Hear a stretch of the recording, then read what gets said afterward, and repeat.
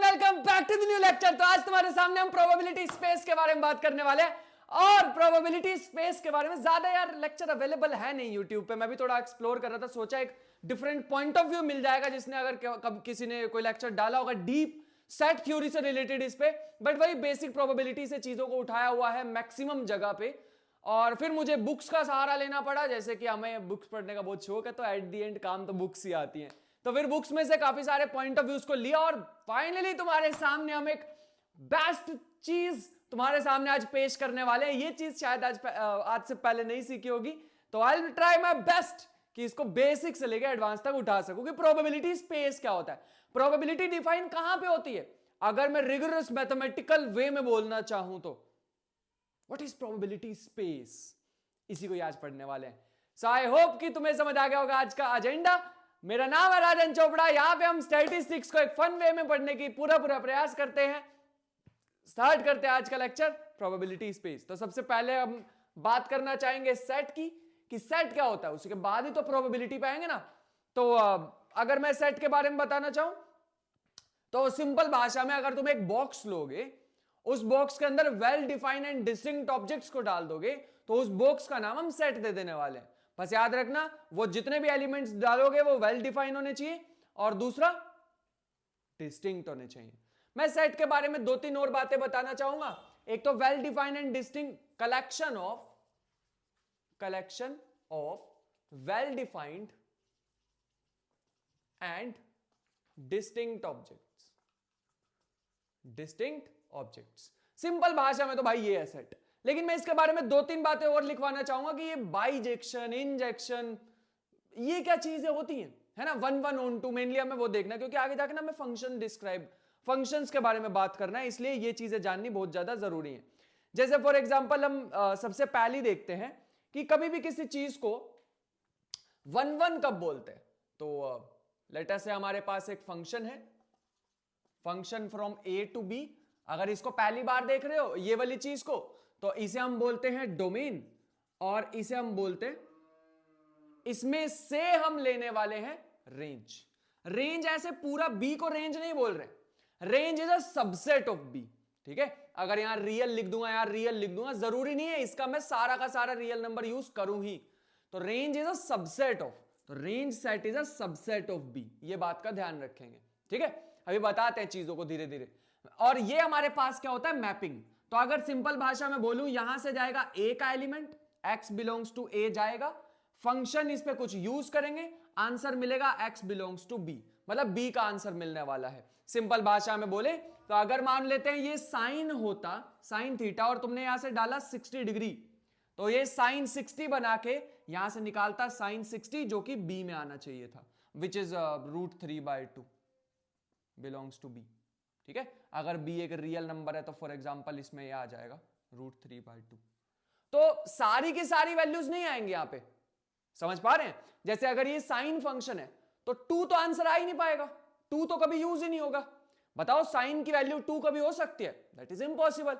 इसीलिए depending on function यहां पे रेंज एक सबसेट होता है, इक्वल भी हो सकता है बट एक सबसेट होता है, इस बात का ध्यान रखेंगे।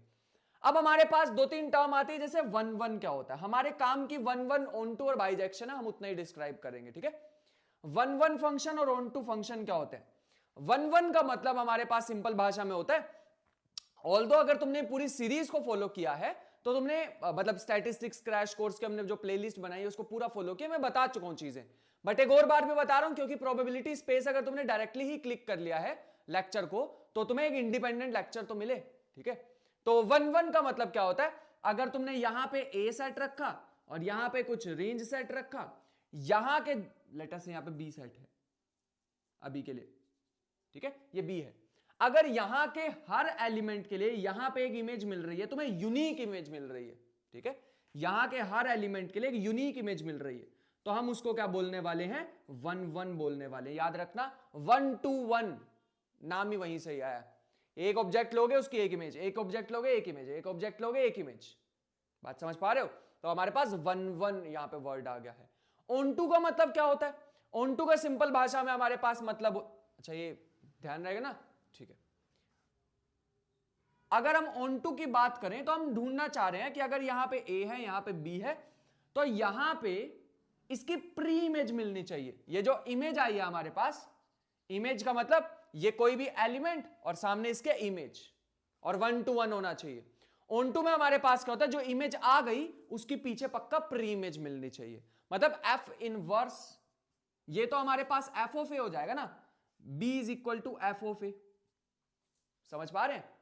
और वापिस आएंगे तो इसको हम बोलेंगे एफ इनवर्स ए, मतलब वापिस एक इमेज मिलनी चाहिए हमें। ठीक है, अब जरूरी नहीं है कि हमें यूनिक ही होना चाहिए, ऐसा भी हो सकता है, बट एक इमेज तो मिलनी चाहिए। ठीक है, इसकी प्री इमेज मिलनी चाहिए। एक एलिमेंट दो पे मैप नहीं हो सकता, लेकिन एक इमेज की दो प्री इमेज हो सकती है। जैसे फॉर एग्जांपल मैं कोई फंक्शन ले लेता हूं, F of X is equal to X square, ऐसा कुछ मैंने फंक्शन ले लिया। यहां पे वैल्यू आई 4, इसकी प्री इमेज क्या मिल सकती है? अब इसकी प्री इमेज अगर हम ध्यान से सोचें, अगर ये भी एक रियल का सेट है, ये भी एक रियल का सेट है, तो इसकी प्री इमेज अगर हम देखें तो मतलब आंसर 4 है, तो एक्स क्या रहा होगा? एक्स या तो 2 रहा होगा या -2 रहा होगा, है ना? तो 2 मिल रही है। समझ पा रहे हैं? लेकिन यही हमारे पास ऑन टू, सिंपल भाषा में बोले तो समझ पा रहे हैं? यही हमारे पास क्या हो जाएगा, ऑन टू। अगर हर एक एलिमेंट की पीछे इमेज मिल रही है तो हम उसे क्या बोलने वाले हैं? ऑन टू बोलने वाले हैं। बस इतनी सी बात थी, मेरे ख्याल से बात तुम समझ रहे होंगे। हर एक ऑब्जेक्ट के पीछे इमेज मिलने पे हम उसको ऑन टू बोल देने वाले हैं। हर एक एलिमेंट की मिलनी चाहिए, बस ये याद रखना। ठीक है, सिंपल भाषा में बोले तो अगर रेंज सेट बी के इक्वल हो गया, सारे के सारे एलिमेंट्स यहां के यूज हो रहे हैं, पीछे उनकी इमेज मिल पा रही है, then that set is called onto. तो मैं एक बार सिंप्लीफाई कर देता हूं, अगर ये हमारे पास दो सेट है, 1 to 1 हो रहा है तो उसे 1 1 मैपिंग बोलेंगे, और अगर सब एलिमेंट्स के पीछे प्री इमेज मिल रही है तो हम उसे ऑन टू मैपिंग बोलेंगे। उसमें ऑन टू में हमारे पास रेंज और बी दोनों सेम हो जाते हैं। और अगर मान लो 1 1 भी हो गया, 1 1 एंड ऑन टू हो गया, तो क्या होगा? 1 1 एंड ऑन टू में अगर हम ध्यान से देखें तो हमारे पास ये तभी पॉसिबल है जब ए और बी दोनों आपस में क्या हो? इक्वल हो। सिंपल भाषा में हम इसे ऐसे भी लिख देते हैं, इसे बोलते हैं कार्डिनैलिटी। कार्डिनैलिटी का मतलब होता है number of elements in A, number of elements in A is equal to number of elements in B. मतलब सारा का सारा बी भी यूज हो रहा है, और साथ ही साथ बी में जितने एलिमेंट्स है उतने ही ए में भी है, और 1 to 1 भी मैपिंग है और ऑन टू भी है। यहां के एलिमेंट भी यूनिक इमेज दे रहे हैं और पीछे भी इनकी इमेज मिल रही है। अब 1 1 ऑन टू कराना है तो पीछे भी यूनिक इमेज ही मिलने वाली है, वरना यहां पे दिक्कत हो जाएगी, है ना? दो एलिमेंट एक पे ही मैप हो जाएंगे, तो पीछे प्री इमेज भी यूनिक होती है। इस तरह की स्पेशल मैपिंग को, जिसमें 1 1 भी हो और ऑन टू भी हो, हर एक एलिमेंट की यूनिक इमेज और प्री इमेज मिल रही है, ऐसी मैपिंग को हम बोलते हैं बाइजेक्शन या बाइजेक्टिव मैपिंग। बहुत ज्यादा स्पेशल है, हमेशा ये मैपिंग मिलेगी पता नहीं, but bijective mapping is very important. बहुत से ज्यादा इंपॉर्टेंट चीज है ये हमारे पास आज के लेक्चर में भी। ठीक है, तो ये था हमारे पास। कुछ हम बैकग्राउंड नॉइज़ की वजह से अपना तरीका चेंज कर रहे हैं यहाँ पर, डिजिटल बोर्ड पे बाकी सारा पढ़ने वाले हैं। तो स्टार्ट करते हैं, कार्डिनलिटी के बारे में बात करते हैं। तो कार्डिनलिटी, जैसा कि मैं बता रहा था कि अगर कभी भी हम ए की कार्डिनलिटी की बात करते हैं, मतलब वो नंबर ऑफ एलिमेंट्स इन ए की बात कर रहे हैं हम। ठीक है, कि कितने नंबर ऑफ एलिमेंट्स प्रेजेंट है। हम कभी भी किन्हीं सेट को इक्वी कार्डिनल कब बोलते हैं? हम कभी अगर देखें तो नेचुरल नंबर्स और इंटीजर्स दोनों सेम ही होते हैं, दोनों की कार्डिनलिटी। अब तुम कहोगे कि नेचुरल नंबर्स तो बहुत कम होते हैं as compare to integer, but नहीं, हम कार्डिनलिटी को डिफाइन कैसे करते हैं फंक्शंस के टर्म में, वो देखो। तो अगर हमारे पास कभी भी sets A and B are said to be equicardinal, are said to be equicardinal, कब कहेंगे? या फिर हम बोल सकते हैं that is cardinality of A is equal to cardinality of B.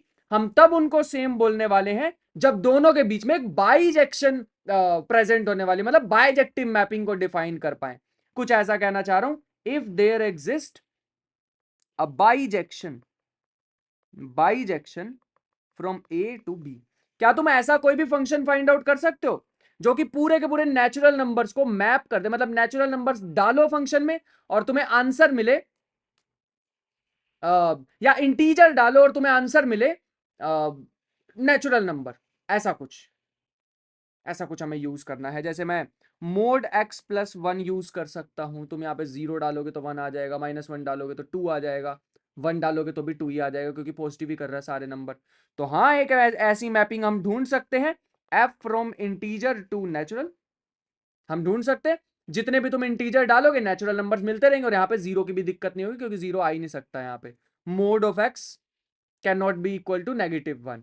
तो अगर तुम यहाँ पे 0 डालोगे या -1 डालोगे तो वो पॉजिटिव ही हो जाने वाला है ना, 0 तो 1 ही दे देगा हमें। तो सारे नेचुरल, मतलब अगर मैं ऐसी कोई मैपिंग बना पा रहा हूं, जरूरी नहीं है ये, और भी मैपिंग बना सकते हैं, बट अगर मैं कभी भी एक बाइजेक्शन को डिफाइन कर पा रहा हूं बिटवीन टू सेट्स, बाइजेक्शन को, तो हम क्या कहेंगे, उनकी कार्डिनलिटी क्या होने वाली है, सेम होने वाली है। तो नेचुरल नंबर्स और इंटीजर्स दोनों की कार्डिनलिटी क्या होती है, सेम। इस बात का थोड़ा सा ध्यान रखना होगा।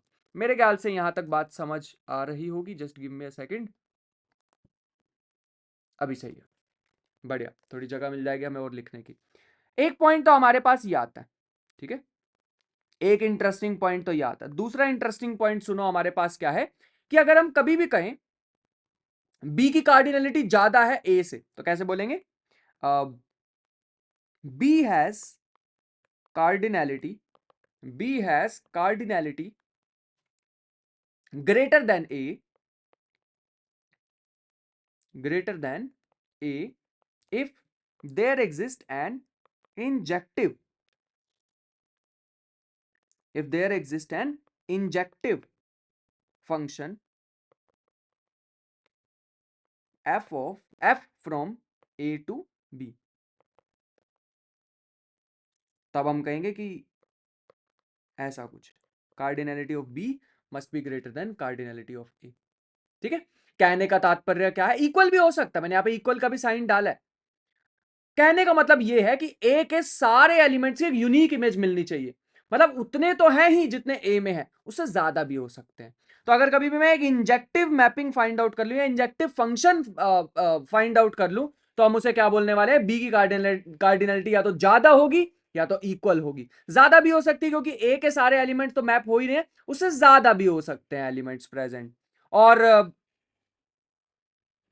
यहां तक समझ आ रहा है, पक्का, ठीक। एक और डेफिनेशन मैं यहां पे बताना चाहूंगा, उसके बाद थोड़ा सा हम आगे बढ़ते हैं इस जर्नी में। तो तीसरा पॉइंट हमारे पास ये आता है कि कार्डिनलिटी ग्रेटर कब होगी ए से, हाँ, if there exist an injective function f from A to B, but A and B are not equicardinal. A and B are not equicardinal. इक्विकार्डिनल की भी मैंने बता दिया, बाइजेक्शन एग्जिस्ट नहीं करनी चाहिए, आर नॉट इक्विकार्डिनल। मेरे ख्याल से यहां तक बात समझ आ रही होगी, बेसिक बेसिक सी मैंने चीजें बताई हैं क्या रहती हैं। ठीक है, बढ़िया, यहां तक तो कोई दिक्कत नहीं है। इसके बाद ना यार अब आते हैं प्रोबेबिलिटी पे। तो प्रोबेबिलिटी के बारे में अगर हम बात करें, प्रोबेबिलिटी के बारे में बात करें, दो चीजें होती हैं हमारे पास मेनली। एक होता है रैंडम एक्सपेरिमेंट, चलते फिरते तुमने कुछ भी किया तो वो रैंडम एक्सपेरिमेंट बन जाएगा, तुमने जाके किसी को थप्पड़ मार दिया, रैंडम एक्सपेरिमेंट। और दूसरा उसका आउटकम, जो तुम पिटोगे, तो वो पिटना इज आउटकम, जो तुमने जाके बेफालतू में थप्पड़ मारा, रैंडम एक्सपेरिमेंट। ऐसा करना नहीं चाहिए, बहुत गंदी बात है ये। और साथ ही साथ इसके साथ हमारे पास एक चीज है, इसको तो अभी कुछ देर में डिफाइन करेंगे, अभी नहीं कर पाएंगे, और हम थोड़ी रिगरस मैथमेटिक्स इंक्लूड करने वाले हैं। इसी के साथ एक चीज आती है सैंपल स्पेस, मेनली हमें इसे देखना है। सैंपल स्पेस ओमेगा से डिनोट करते हैं इसे। कहने का मतलब क्या है, ये सैंपल स्पेस हमारे पास क्या होता है, अभी डेफिनेशन लिख लेते हैं, अभी मैं इसको और अच्छे से एक्सप्लेन करूंगा मैथमेटिकली। ठीक है, ओमेगा से डिनोट करने वाले हैं, और ये होता है the set of all possible outcomes, the set of all possible outcomes of a random experiment। जितनी भी पॉसिबल रैंडम एक्सपेरिमेंट की वैल्यूज हो सकती हैं पॉसिबल, सैंपल स्पेस। ठीक है, बढ़िया, ओमेगा से डिनोट करने वाले हैं, बात समझ आ रही। एग्जाम्पल के तौर पे अगर तुमने कॉइन को टॉस करा है, ये हेड और नीचे टेल होगा, तो हमारे पास सैंपल स्पेस क्या आ जाएगा, हेड टेल। ठीक है, कॉइन के केस में क्या क्या आ सकता है, 1 2 3 4 5 6 अप टू सोन। ठीक है, और मान लो मैं मोटरसाइकिल चला रहा हूं, मोटरसाइकिल चला रहा हूं, ये क्या स्पेलिंग है, मोटर साइकिल। अगर मान लो मैं मोटरसाइकिल चला रहा हूं और उसकी स्पीड पूछे कितनी हो सकती है, हाँ ये पूछ सकते, तो कोई भी रियल नंबर हो सकता है, पॉजिटिव रियल नंबर, क्योंकि स्पीड की बात कर रहा हूं, speed can never be negative, obvious सी बात है। तो ये हो सकता है, ऐसे ही ये हमारे पास सैंपल स्पेस आ जाएगा। क्या सैंपल स्पेस की सारी चीजें हमारे काम की तो नहीं, हम सिर्फ अपनी इंटरेस्टेड वाली चीजें निकाल लेते हैं वहां से, ठीक है। तो आउटकम क्या होने वाला है अब मैं बता सकता हूं तुम्हें। तो सैंपल स्पेस एक बड़ी सी चीज है, जितने भी तुम डिफरेंट आउटकम्स ला सकते हो इसके अंदर रख दो। क्या सारे हमारे काम के? नहीं, जो हमारे काम का उसे बोलते हैं, मतलब जो आउटकम हमारे पास आने वाला है, outcome is denoted by omega, small वाला ओमेगा, ठीक है। एग्जाम्पल के तौर पे हम बोल सकते हैं कि अगर ये हमारे पास एक सैंपल स्पेस है, उसका एक छोटा सा पार्ट होने वाला ओमेगा। बात समझ आई?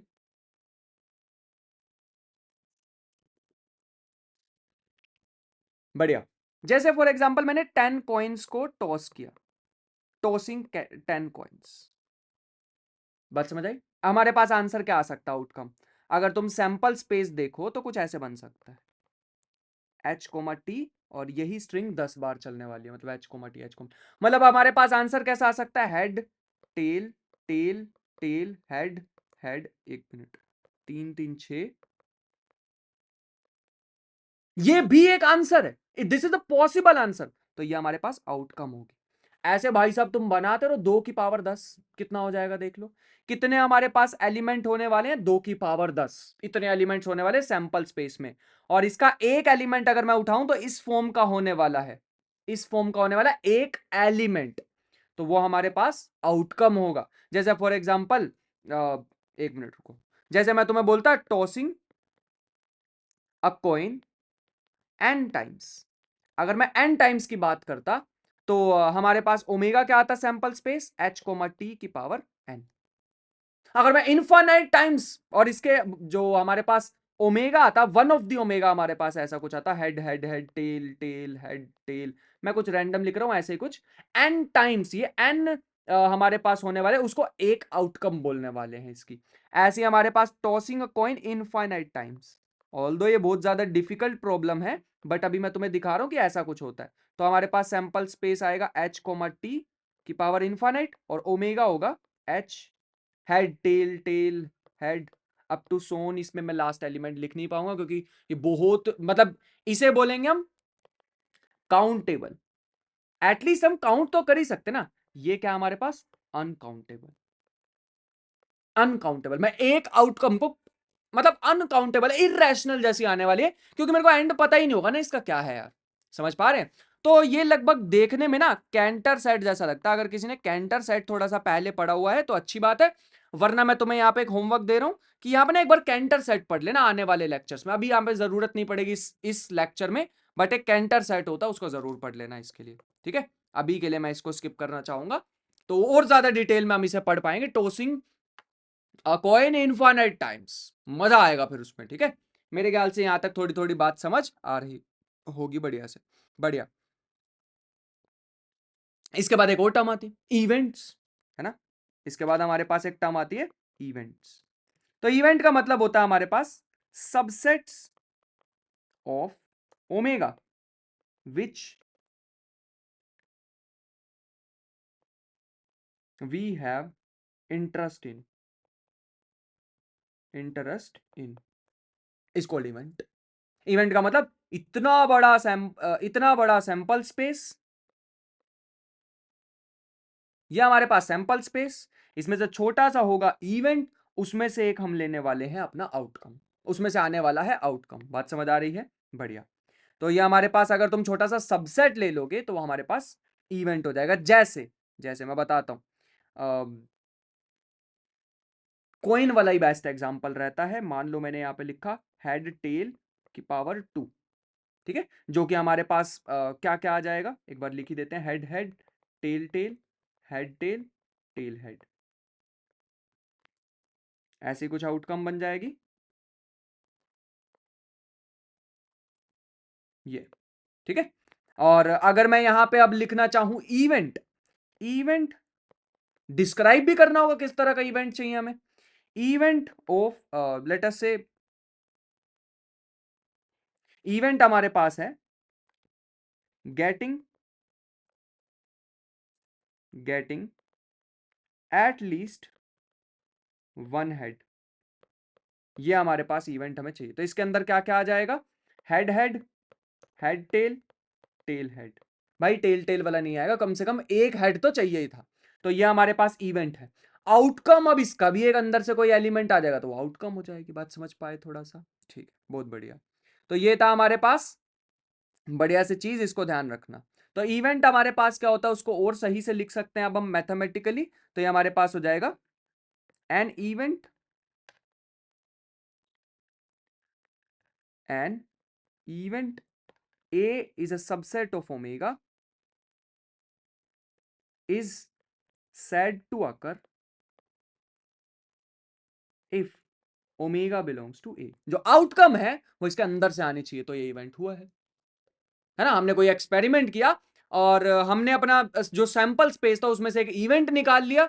अगर हमारी आउटकम उस इवेंट में से आ रही है तो वो अकर हुआ है, वरना वो अकर नहीं हुआ है, कोई और इवेंट अकर हुआ होगा। बात समझ पा रहे हैं ना। तो बेसिक बेसिक से चीजें हैं, मैं एक बार समराइज कर देता हूं। हमने पढ़ा सैंपल स्पेस, मेनली हमने पढ़ा सैंपल स्पेस, फिर पढ़ा इवेंट, और फिर पढ़ा हमने आउटकम। समझ पाए। तो हमें पहले अपना क्या डिफाइन करना होता है, सैंपल स्पेस। लेकिन सैंपल स्पेस में ये स्पेस क्या है यही तो समझ नहीं आ रहा भैया, ये तो बताओ ना, है ना। व्हाट इज स्पेस, इसी को ही डिस्क्राइब करने वाले हैं। उससे पहले मैं तुम्हें बताना चाहूंगा व्हाट इज, अब मैं आना चाहूंगा प्रोबेबिलिटी स्पेस पे, प्रोबेबिलिटी स्पेस पे। बट उससे पहले, प्रोबेबिलिटी स्पेस पे आने से पहले थोड़ा मटेरियल तो इकट्ठा कर लें। कैसा मटेरियल, सबसे पहले हमें पता होना चाहिए कि अलजेब्रा क्या होता है। जो हम अलजेब्रा आज तक पढ़ते हैं, क्या वो एक्सियम्स में डिफाइन हो सकता है, कि ऐसे एक्सियम्स जो कि फंडामेंटल बनने वाले हैं, जो कि पूरे के पूरे अलजेब्रा को डिफाइन कर दे। तो पूरा का पूरा अलजेब्रा तीन एक्सियम्स में, मैं यहां पे 3 पॉइंट्स में लिखने वाला हूं। तो देखो, अगर कोई भी कलेक्शन है तो मैं उसको अलजेब्रा कब बोलने वाला हूं, a collection, let us say f naught of subsets। अब मैंने ये बना तो दिया f ऐसा, मेरे को पूरे में यही चलाना पड़ेगा। of subsets of omega is called an algebra, is called an algebra if first point हमारे पास है phi belongs to f naught। दूसरा पॉइंट है नल सेट आना चाहिए एक तो f naught के अंदर, ठीक है। और दूसरा है if a belongs to f naught then complement of A must also belongs to F naught, ठीक है। तीसरा पॉइंट हमारे पास है if A belongs to F not,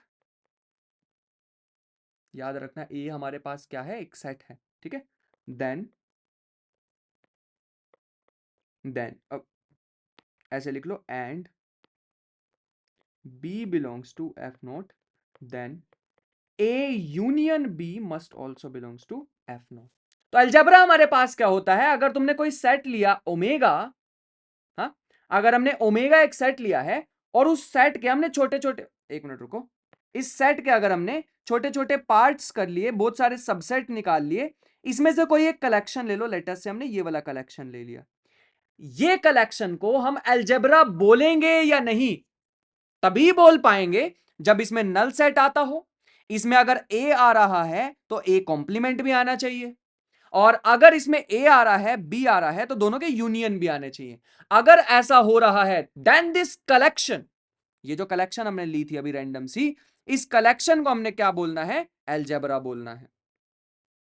बात समझ पाए। लेकिन अलजेब्रा तो बहुत ब्रॉड टर्म हो गई यार, हमें अलजेब्रा से जाना है सिग्मा अलजेब्रा पे, सिग्मा अलजेब्रा से जाना है मेजर स्पेस पे, मेजरेबल स्पेस पे, और उसके अंदर हमें पढ़नी है एक छोटा सा पार्ट मेजरेबल स्पेस का क्या होता है, या मेजर थ्योरी का एक छोटा सा पार्ट होता है प्रोबेबिलिटी स्पेस, हमें वहां तक पहुंचना है। तो अभी तो बहुत बड़ी टर्म बोल दी मैंने, एक सेट के कलेक्शन, एक सेट के सबसेट्स के, उस सबसेट्स का एक कलेक्शन बनाया, बहुत सारे कलेक्शन हो सकते हैं, उसमें से एक कलेक्शन को हम अलजेब्रा कब बोलने वाले हैं, जब ये तीन कंडीशन सेटिस्फाई होने वाली है कि नल स्पेस होना चाहिए, ए है तो ए कॉम्प्लीमेंट होना चाहिए, ए बी है तो दोनों के यूनियन भी होना चाहिए। मेरे ख्याल से यहां तक बात समझ आ रही होगी कि मैं क्या कहना चाह रहा हूं। लेकिन अलजेब्रा बहुत बड़ी चीज है, हमें थोड़ी सी चीजों को छोटा बनाना पड़ेगा, ठीक है। तो वो हमारे पास क्या है, सिग्मा अलजेब्रा। अब ये सिग्मा अलजेब्रा क्या कहता है, लेट अस सी। सिग्मा अलजेब्रा का मतलब है कलेक्शन एफ, इस बार नाम चेंज कर दिया मैंने, of subsets of omega is called a sigma algebra, is called a sigma algebra if पहली कंडीशन सेम फाई आना चाहिए, दूसरी कंडीशन है if a belongs to f then a complement also belongs to f, same condition. तीसरी condition में थोड़ा सा फर्क है, पहले हमने कहा था a है b है तो दोनों का यूनियन होना चाहिए, बात खत्म। थोड़ी सी एक्स्ट्रा कंडीशन यहाँ पे डाल रहे हैं हम, if a1 a2 up to so on is a countable collection. भाई मैंने ये नहीं कहा कि फाइनाइट आया इनफाइनाइट, काउंटेबल है, काउंट कर पाऊंगा 1 2 3 4 5 6 काउंट कर पाऊंगा, इनफाइनाइट भी हो सकती है। काउंटेबल कलेक्शन, याद रखना यहां पे एक होता है काउंटेबल और एक होता है फाइनाइट, दोनों अलग अलग चीजें। काउंटेबल का मतलब होता है मैं बस काउंट कर पाऊंगा, natural numbers are countable, real numbers are uncountable, 1 के बाद कौन सा रियल नंबर आता है नहीं पता, तो वो अनकाउंटेबल हो जाएंगे। और फाइनाइट हमारे पास हो जाएंगे कोई फाइनाइट नंबर्स, जैसे फॉर एग्जांपल 0 से 1 से लेकर 10 तक इवन नंबर्स, वो फाइनाइट सेट हो गया। काउंटेबल का मतलब है इनफाइनाइट भी हो सकते हैं लेकिन मैं उसे काउंट कर पाऊंगा, ठीक है। रैशनल नंबर्स आर काउंटेबल्स, ठीक है। काउंटेबल कलेक्शन इफ A1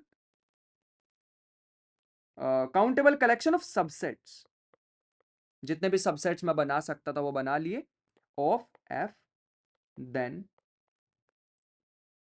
या in F, sorry of F नहीं, in F then union of I belongs to I, मतलब काउंटेबल बोलना चाह रहा हूं मैं यहाँ पे, ठीक है। I यहाँ पे तुम नेचुरल नंबर लिख लो यहाँ पे, ठीक है, I की जगह, अभी सही है। Natural numbers 1 2 3 4 5 6 7 8 up to so on infinite तक जा सकता है, बट काउंट कर सकता हूं।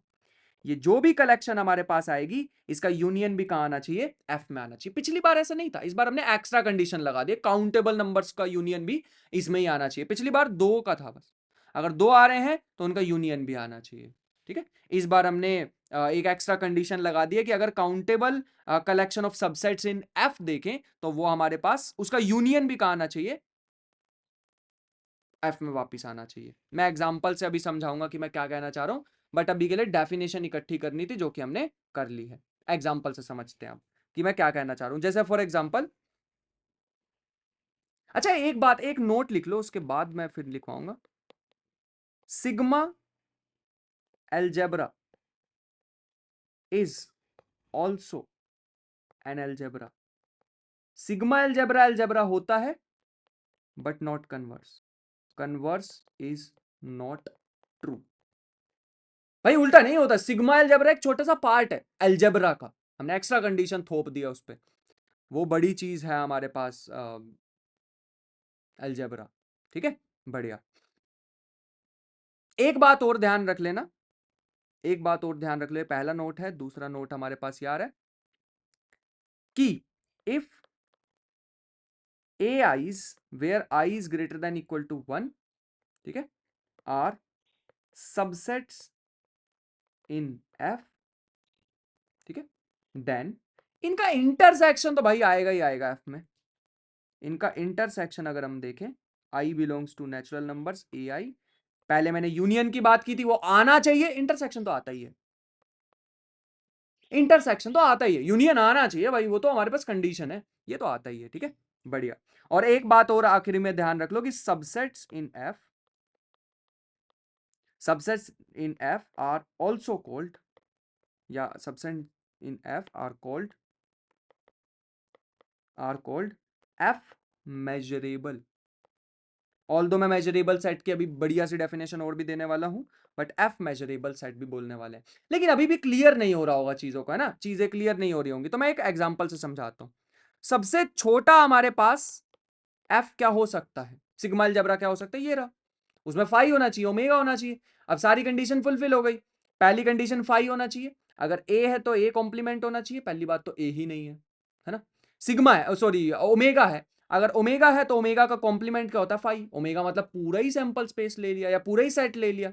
अगर पूरा सेट है तो उसका कॉम्प्लीमेंट क्या बचा, फाई, तो फाई भी है अंदर। और दूसरी कंडीशन थी अगर ए है बी है तो दोनों का यूनियन भी होना चाहिए, है ना। अगर ओमेगा है फाई है, दोनों का यूनियन भी इसी में ही है। समझ पाए, बढ़िया। यूनियन का मतलब चीजों को इकट्ठा करके लिख दो, कंबाइन करके लिख दो। और क्या हो सकता है इसका एग्जांपल, और ये हो सकता है फाई ए कॉम्प्लीमेंट ओमेगा, ये भी हो सकता है हमारे पास एक। और सबसे बड़ा बताऊं, सबसे छोटा हमारे पास ये होता है स्मॉलेस्ट सिग्मा अलजेब्रा। और अगर मैं सबसे बड़ा बताऊं तो वो ये होता है 2 की पावर ओमेगा। जितने पॉसिबल है भाई सारे ही बना दिए हमने इसमें। तो हमारे पास इसे क्या बोलते हैं, सबसे बड़ा लार्जेस्ट सिग्मा अलजेब्रा, और ये हमारे पास स्मॉलेस्ट सिग्मा अलजेब्रा। अब ऑब्वियस सी बात है कि अगर मैं सिग्मा अलजेब्रा बोल रहा हूं तो वो अलजेब्रा तो होगा ही। अब उसके ऊपर तुम अपनी मैथमेटिक्स बिल्ड कर लो जो भी तुम्हें करनी है। अलजेब्रा में तो काफी सारी चीज आ जाएंगी, एब्स्ट्रैक्ट अलजेब्रा भी आ जाएगा, ग्रुप रिंग फील्ड ये वो। अगर तुमने ज्यादा इसको डीप नहीं पढ़ा है तो अभी के लिए ये ग्रुप रिंग फील्ड जो मैंने बोला उसको इग्नोर कर दो बात को, ठीक है, बढ़िया। इसके बाद हमारे पास अब हम डिफाइन कर सकते हैं कि ये जो ओमेगा था सेट, और उस पे जो हम एफ डिफाइन कर रहे हैं, एफ क्या था हमारे पास, कलेक्शन, जिसको हमने सिग्मा अलजेब्रा बोला है। इस एफ एफ 3 प्रॉपर्टी सेटिस्फाई करना चाहिए, याद रखना। इस सेट, ये हमारे पास अभी सेट, अभी मैं इसे सैंपल स्पेस नहीं बोल रहा हूं, ठीक है।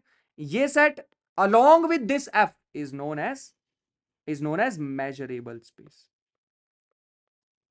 मेजरेबल स्पेस, चीजों को अब तुम इस पे मेजर कर सकते हो, इसलिए मेजरेबल स्पेस, ठीक है।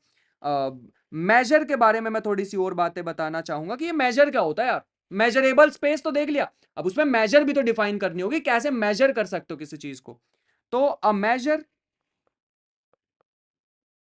Is a function mu from F to 0 to infinity। और यहां पे एक बात याद रखना, जीरो इन्फिनिटी इंक्लूडेड है, यूजुअली ऐसा तुमने कभी पहले देखा नहीं होगा, बट इस बार for the very first time infinity as a symbol यहां पे हमारे काम का है। इन्फिनिटी की जरूरत पड़ेगी हमें, इसीलिए मैंने यहां पे क्लोज्ड ब्रैकेट लगाई है। आज तक ऐसा नहीं देखा होगा पहले कभी, है ना। सच दैट जरूरत पड़ेगी क्योंकि इन्फिनिटी की हमें। पहली कंडीशन है कि measure of phi set is always 0। Null set की मेजर हमेशा क्या होनी चाहिए, 0। दूसरा हमारे पास आता है, इसमें दो ही कंडीशन है, if A1 A2 up to so on is a countable collection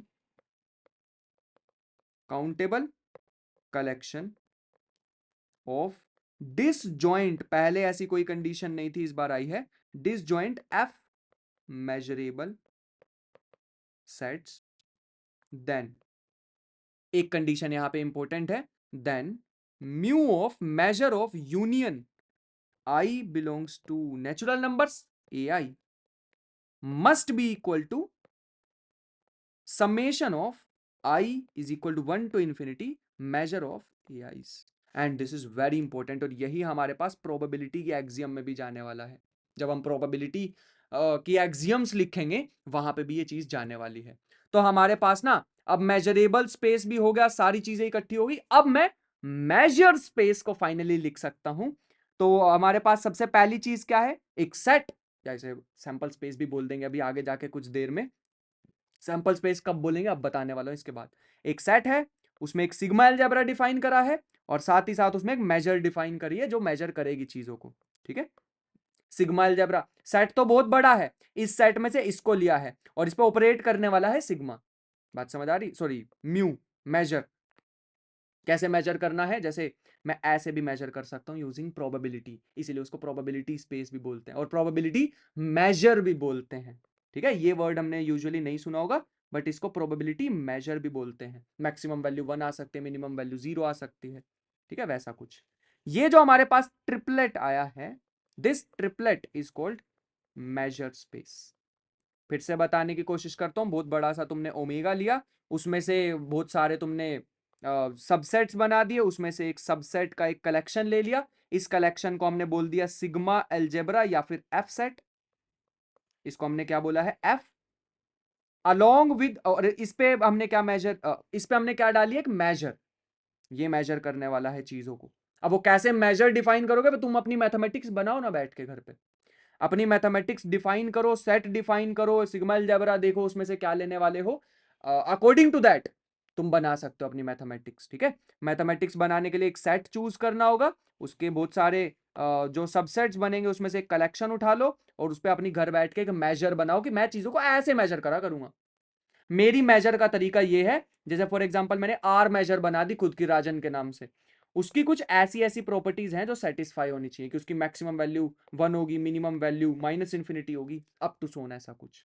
ठीक है, ऐसा बना सकते हैं। तो मेजर मुझे खुद से डिफाइन करनी होगी depending on this sigma, depending on this omega set, और जिसमें से हम एफ एक सिग्मा अलजेब्रा डिफाइन कर रहे हैं। बात समझ आई? ठीक है, if this measure of omega, इसके जितने भी एलिमेंट लेने वाले ओमेगा के लेस देन इंफिनिटी आती है इसकी मेजर, तो हम इसे बोलने वाले हैं then mu is called finite measure. Finite measure if mu of omega, जो भी तुम एलिमेंट लोगे अगर वो इन्फिनिटी आ गया, इनफाइनाइट मेजर भी हो सकती है, infinite measure then is called infinite measure. ठीक है, इफ, अच्छा इसमें तुम मेजर में सिर्फ लेंथ को ही नहीं मेजर कर रहे, तुम एरिया वॉल्यूम कुछ भी मेजर कर सकते हो, बस तुम्हें म्यू डिफाइन करना होगा, और तुम सिंपल 1 2 3 डायमेंशन तक नहीं, हायर डायमेंशन तक भी जा सकते हो। मैं ज्यादा मेजर थ्योरी में जाऊंगा नहीं, वो फ्यूचर में सीख लेंगे कभी, मेरे को बेस बताना था कि आया कहां से ये चीजें। अगर मान लो मेजर सिर्फ 1 ही है maximum, then it is called probability measure, then mu is called probability measure. और अब फाइनली हम प्रोबेबिलिटी की तरफ बढ़ चुके हैं, this is called probability measure. और प्रोबेबिलिटी स्पेस अब हम डिफाइन करने वाले हैं कि एक्चुअल में ये प्रोबेबिलिटी स्पेस क्या होता है। तो देखो, मैं वैसे अभी इसको नाम देने वाला हूं प्रोबेबिलिटी मेजर। तो probability measure P, P on omega, एक सेट लिया है हमने, अब मैं इसको सैंपल स्पेस बोल सकता हूं। ठीक है, सैंपल स्पेस, और इसको अभी मैं सिग्मा अलजेब्रा ही बोल रहा हूं, बट ये हमारे पास इवेंट भी बोल सकते हैं इसे, बट अभी मैं सिग्मा अलजेब्रा ही बोल रहा हूं। ठीक है, ये हमारे पास हो जाएगा sigma algebra is a function, is a function p from p such that f from 0 to 1, 1 भी इंक्लूडेड है 0 भी इंक्लूडेड है। एक्चुअल में यहाँ पे मैं म्यू लिख रहा था पहले तक, है ना, जब मैंने मेजर डिफाइन किया होगा पक्का म्यू लिखा होगा, ये देखो ये रहा, है ना। सिग्मा अलजेब्रा से कहां तक हमारे को वैल्यू मिल सकती है, मतलब यहां से कोई चीज उठाओगे और उसका आंसर 0 से लेकर इन्फिनिटी तक आ सकता है। ठीक है, इस बार हम यहाँ पे जो कर रहे हैं वो हमारे पास, तुम सिग्मा अलजेब्रा से उठाओगे चीजों को और आंसर क्या आ सकता है 0 से लेकर 1 तक। ठीक है, यहाँ पे हमारे पास इवेंट भी बोलने वाले हैं हम इसे। बढ़िया, बढ़िया, दैट सेटिस्फाइज। तो तुम देख रहे हो कितनी बड़ी चीज से हम उठा के लाए भाई से। दैट सेटिस्फाइज, फर्स्ट एक्सियम होनी चाहिए probability of null set is equal to 0, मतलब इम्पॉसिबल भी बोल सकते हैं, impossible event. Probability of sure event, मतलब प्रोबेबिलिटी अगर तुम निकालोगे ओमेगा की, जैसे मैं तुमसे पूछूं इस एस ऑर्बिटल में इलेक्ट्रॉन के मिलने की प्रोबेबिलिटी क्या है, 1 होगी। अरे यार इसके अंदर कहीं तो मिलेगा ही ना, इसके अंदर कहीं तो मिलेगा ही ना इलेक्ट्रॉन, तो 1 होगी इसकी प्रोबेबिलिटी। समझ पा रहे हो? और मैं पूछूं इस पॉइंट पे मिलने की क्या है, 0, एक पॉइंट पे मिलने की कोई प्रोबेबिलिटी नहीं होती है। हम सिर्फ इंटरवल्स में डिफाइन कर सकते हैं प्रोबेबिलिटी को, एटम्स के केस में। अगर मैं क्वांटम मैकेनिक्स पे चला जाऊं, थोड़ा ज्यादा डीप चला गया मैं, मुझे पता है, बट ये चीज यहां पे बतानी जरूरी थी। अब मेजर की तीसरी प्रॉपर्टी क्या होती है, तीसरी प्रॉपर्टी मेजर की ये थी, if a1 a2 up to so on are disjoint f measurable sets, then probability measure of union I belongs to natural number ai, countable infinite हो सकते हैं, इज इक्वल टू, अगर यूनियन करें या फिर समेशन कर दें measure probability measure of AIs, दोनों सेम ही बात है। तब हम इस ओमेगा को, ओमेगा एफ और इस मेजर को कंबाइंड को क्या बोलने वाले हैं? प्रोबेबिलिटी स्पेस,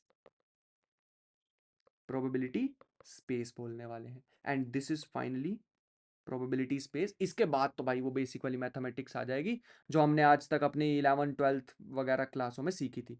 और ये जो एफ मेजरेबल सेट है, अब हम इसको क्या बोल सकते हैं चुपचाप बिना किसी को बताए? These F measurable sets are called events. बात समझ आई? सबसे बड़ा वाला जो ओमेगा था, अभी तक मैं उसे सेट बोल रहा था, अब मैं उसको बोल सकता हूं सैंपल स्पेस।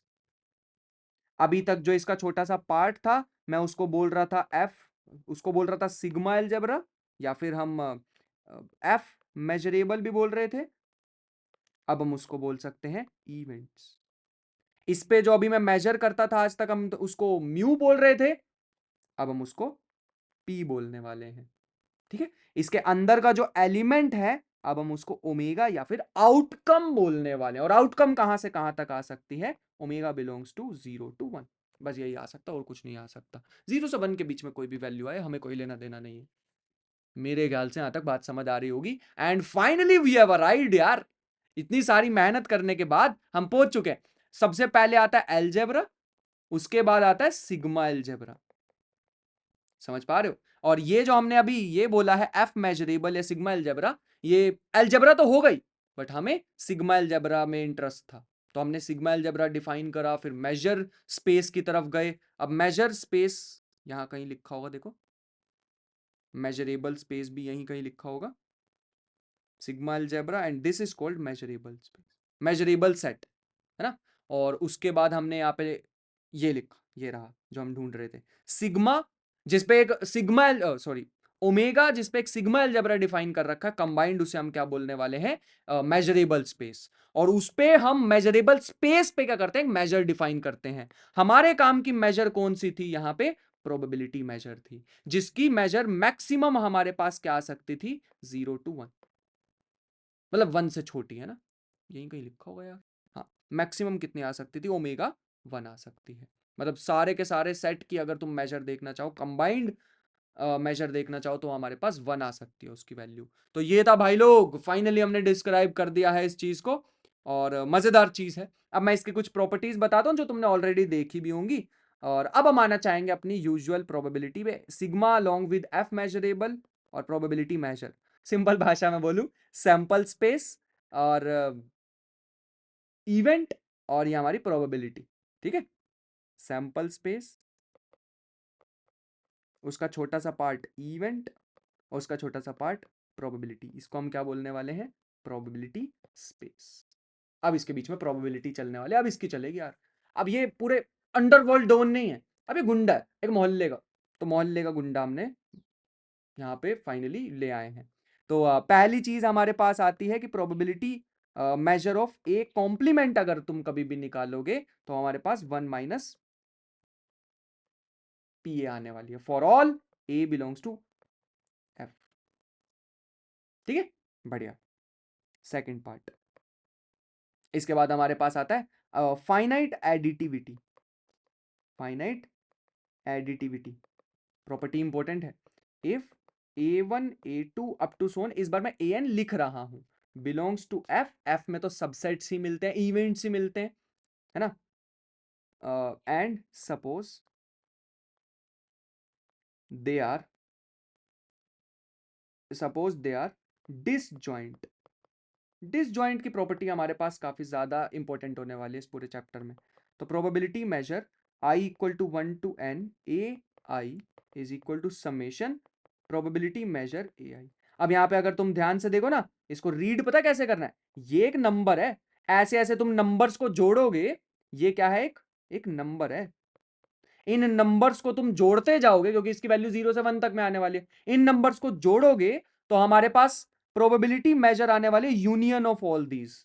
मतलब कहने का है कुछ ऐसे, probability measure of A1 union A2 union A3, ऐसे सारे इवेंट्स को तुमने इकट्ठा कर दिया, वो हमारे पास उसका प्रोबेबिलिटी मेजर, एक प्रोबेबिलिटी मेजर A1 तुम सोचोगे कि सिंपल मैं इसको एक्सपैंड करके ही तो लिख रहा हूँ, नहीं एक्सपैंड करके नहीं, कुछ और बताने वाला हूँ। प्रोबेबिलिटी ऑफ ए, ये जितना सिंपल लग रहा है उतना है नहीं।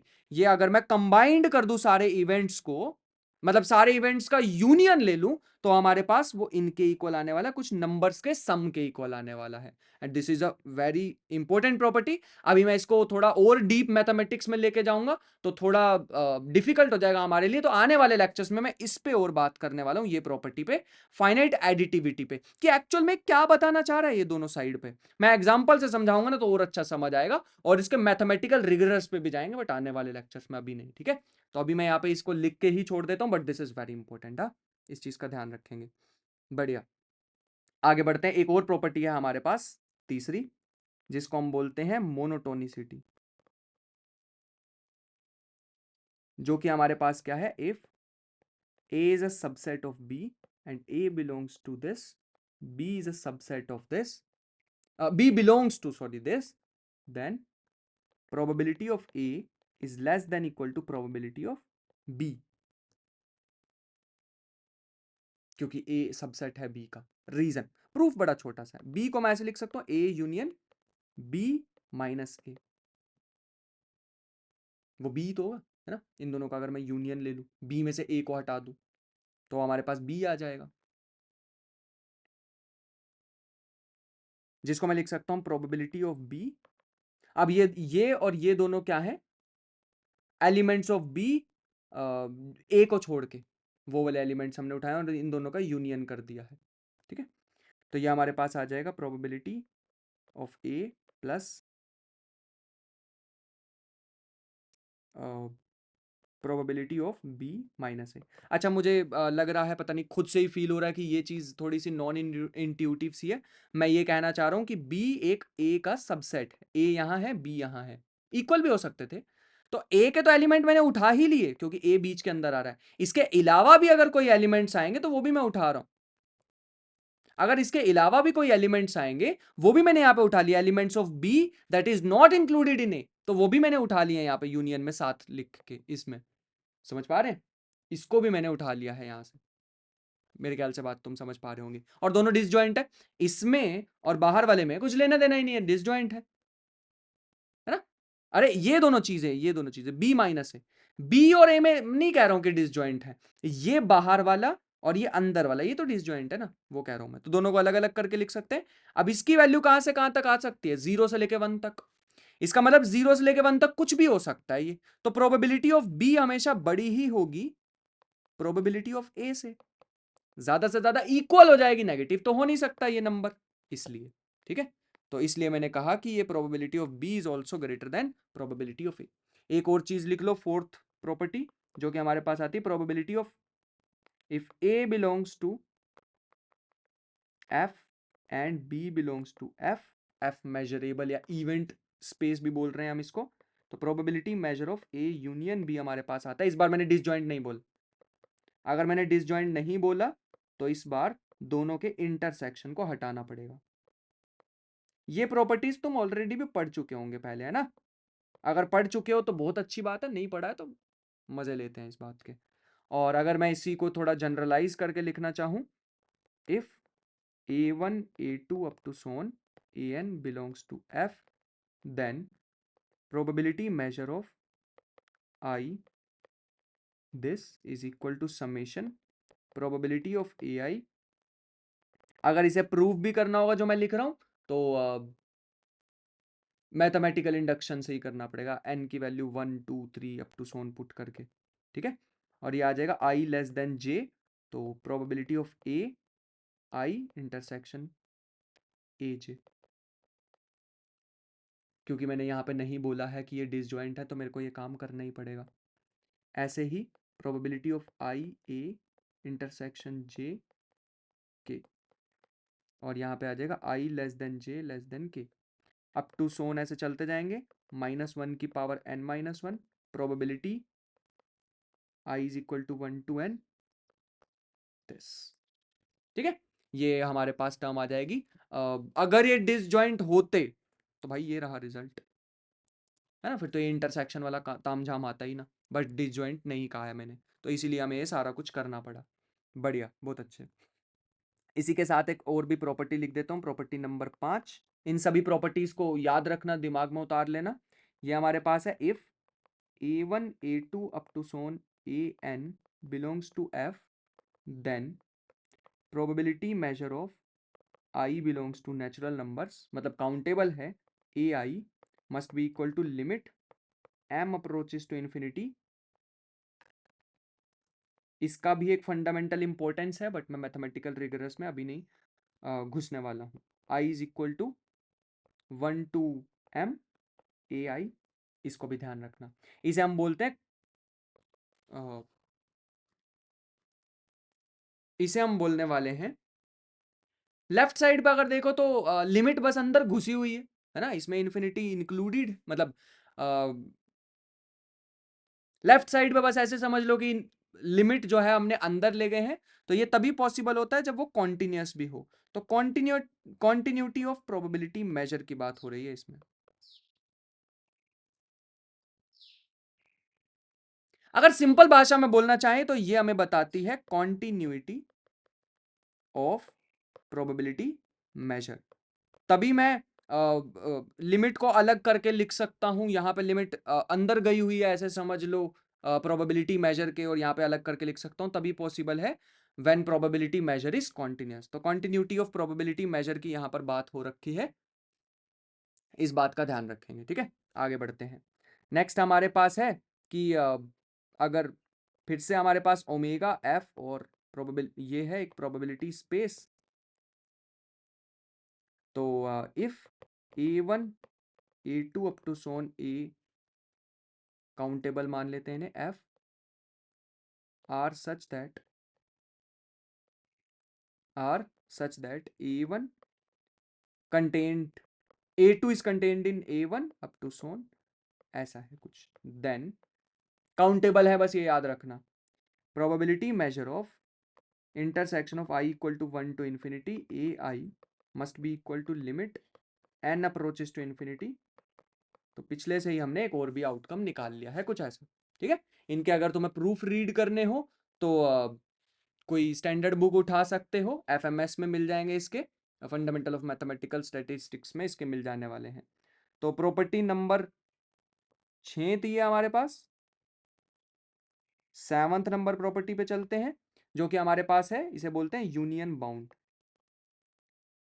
Union bound, let a1 a2 up to so on an are events, then probability measure of union of I equal to 1 to infinity, या मेरे को ऐसे लिखना बिल्कुल पसंद नहीं है, ऐसा लिखना सही रहता है, ai is less than equal to 1 to infinity this। ठीक है, ऐसा कुछ हमारे पास हो सकता है कि यूनियन, अगर तुम यूनियन का प्रोबेबिलिटी मेजर देखोगे हमेशा कम ही आएगा, summation of all the probabilities of those events, जो भी इवेंट्स यहाँ पे लिखे हुए हैं। और मैंने यहाँ पे ए एन लिख दिया है, उसको जरूर डिलीट कर देना, क्योंकि ए एन नहीं आ सकता, हम यहाँ पे काउंटेबल लेके चल रहे हैं, काउंटेबल इनफाइनाइट। ठीक है, बढ़िया। तो ये था हमारे पास, इस चीज का थोड़ा सा ध्यान रखेंगे। एंड फाइनली एक फाइनल मतलब एक बात हमारे पास रह गई है, अगर मान लेते हैं ओमेगा हमारे पास कभी भी काउंटेबल है, जो सैंपल स्पेस हम लेके चल रहे हैं वो काउंटेबल होना चाहिए, मतलब उसे काउंट कर सकूं। जैसे फॉर एग्जांपल ऐसा कुछ, omega 1 omega 2 omega 3 up to so on, ये सारी आउटकम्स है, और मैं लास्ट में बोल सकूं ओमेगा एन। और अगर ओमेगा अनकाउंटेबल होता तो मैं उसको ऐसे लिखता, अनकाउंटेबल भी हो सकता, जैसे मैंने वो इन्फानाइट टॉस वाला बताया था तुम्हें, ओमेगा 1 ओमेगा 2 अप टू सोन, नहीं बता पाऊंगा लास्ट टाइम, तो वो इन्फानाइट टॉस वाला एग्जाम्पल इधर आ सकता है और n टाइम्स टॉस वाला ऊपर जा सकता है एग्जाम्पल। ठीक है, अभी मैं काउंटेबल की बात कर रहा हूं, और f मेजरेबल को ऐसे मान लेते हैं 2 की पावर ओमेगा। ठीक है, इसके सबसेट्स ही तो उठाने ना हमें, इसके सबसेट्स का ही तो कलेक्शन उठाना है, मैंने ये वाला कलेक्शन उठा लिया, कलेक्शन ऑफ सबसेट्स। तुम्हें नहीं लग रहा है सबसे बड़ा ही उठा लिया मैंने, इसे पावर सेट भी बोलते हैं। पावर सेट मतलब collection of all the subsets, all possible subsets is called power set. ठीक है, तो इसमें हम लिख लेते हैं the collection of each A is a subset of this is defined in terms of probability ऐसा कुछ of the singleton subsets जब तुम मेजर करोगे तो तुम्हारे पास सिंगलटन सबसेट्स ही आने वाले हैं, मतलब कोई भी इवेंट लेके आओगे और तुम प्रोबेबिलिटी को मेजर करना चाहते हो तो प्रोबेबिलिटी के अंदर जो एलिमेंट जाने वाला है वो एक सिंगलटन सबसेट ही होने वाला है, एक ही एलिमेंट जाएगा। सीधा सीधा भाषा में बताना चाहूं तो probability measure of A is equal to, अगर तुम्हें टोटल प्रोबेबिलिटी चाहिए तो omega belongs to A, probability एक एक करके तुम इसके सारे एलिमेंट्स की प्रोबेबिलिटी कैलकुलेट करने वाले हो, उसको प्लस करने वाले हो। तुम्हारे दिमाग में आ सकता है कि इसका आंसर तो भैया 1 होना चाहिए, बट इसका आंसर जरूरी नहीं है कि 1 होगा, क्योंकि हम यहाँ पे पूरे का पूरा सैंपल स्पेस थोड़ी लेके चल रहे हैं। पूरा सैंपल स्पेस डालते तो इसका आंसर 1 आ जाता। अभी तो ये सैंपल स्पेस का एक सबसेट है ना, मैंने यहाँ लिखा भी है, if A the collection of each A is a subset of omega. Omega डालते तो 1 आता, ऑब्वियस सी बात थी, होता है ना। मेरे ख्याल से बात क्लियर होगी। टोटल की प्रोबेबिलिटी तो हमेशा ही 1 रहने वाली है। मैं तुम्हें फाइनल एग्जांपल दिखाने वाला हूं। अगर एक मिनट, ये जो पिछले वाली बात है मैं इसमें लिखवा ही देता हूँ ना नोट में, वरना भूल जाएंगे हम ये बात को, कि summation of omega belongs to omega, ऐसे सारे ओमेगा तुमने इकट्ठे कर लिए, फिर तो भाई आंसर क्या आने वाला है, अनडाउटेडली हमारे पास आंसर आएगा 1। इस बात का ध्यान रखेंगे, ये तो मतलब होना ही चाहिए। बढ़िया, बहुत अच्छे, आगे बढ़ते हैं। नेक्स्ट हमारे पास आ रहा है कि, अच्छा मैं इसको एक बात और लिखवाऊं पीछे, इसको ऐसे भी लिखा जा सकता था, probability measure union omega belongs to omega of all these elements is also equal to 1, ऐसा भी लिखा जा सकता था, याद रखना, ठीक है। बढ़िया, अब हम आ सकते हैं अपने एक एग्जाम्पल की तरफ। अब मान लेते हैं हम एग्जाम्पल के लिए कि हम अपना सैंपल स्पेस बिल्कुल बेसिक सा रख रहे हैं HT, और हमारे पास जो कलेक्शन ऑफ सबसेट है वो पावर सेट ही ले लेते हैं इसका, ठीक है, कलेक्शन ऑफ सबसेट। और प्रोबेबिलिटी मेजर, मतलब probability measure of getting head हमारे पास, लेटस से हमने इसको असाइन कर दिया है 1/2। और अगर मैं इसका कॉम्प्लीमेंट देखूं, अभी अभी मैंने बताई थी एक प्रॉपर्टी कि अगर हमारे पास, इसको थोड़ी देर के लिए एक नंबर बोल देते हैं, लेटस से स्मॉल p, ठीक है, और स्मॉल p 0 से 1 तक एग्जिस्ट कर सकता है। वैसे हमें पता है कि यहाँ पे 1/2 आना चाहिए था, बट मैंने इन जनरल इसको असाइन कर दिया p। तो प्रोबेबिलिटी मेजर ऑफ टेल क्या आ जाएगा, तो टेल आ जाएगा 1 - p, क्योंकि अभी अभी मैंने तुम्हें पहली प्रॉपर्टी बताई थी। देखो पहली प्रॉपर्टी बताइए, ए कॉम्प्लीमेंट हमारे पास क्या आ जाएगा, ए को छोड़ के बाकी सारे, उनकी प्रोबेबिलिटी निकालने के लिए 1 में से माइनस कर दो, और वही यहाँ पे लिखा है। तो फाइनल कंक्लूजन में अब तुम्हें बताने वाला हूं कि आज हमने क्या पढ़ा है। ओमेगा पढ़ा है एक सेट जिसको हम सैंपल स्पेस भी बोलने वाले हैं, ठीक है, सैंपल स्पेस भी बोलने वाले हैं। फिर हमने पढ़ा एफ क्या होता है, collection of subsets of omega. सबसे बड़ा कौन सा हो सकता है कलेक्शन, 2 की पावर ओमेगा, इतने एलिमेंट्स हो सकते हैं इसमें, ठीक है, सबसे बड़ा है, इसे पावर सेट भी बोलते हैं। और उसी पे डिफाइन करते हैं हम मेजर, और जिसमें हमने यहां पे कौन सी मेजर यूज किया, प्रोबेबिलिटी।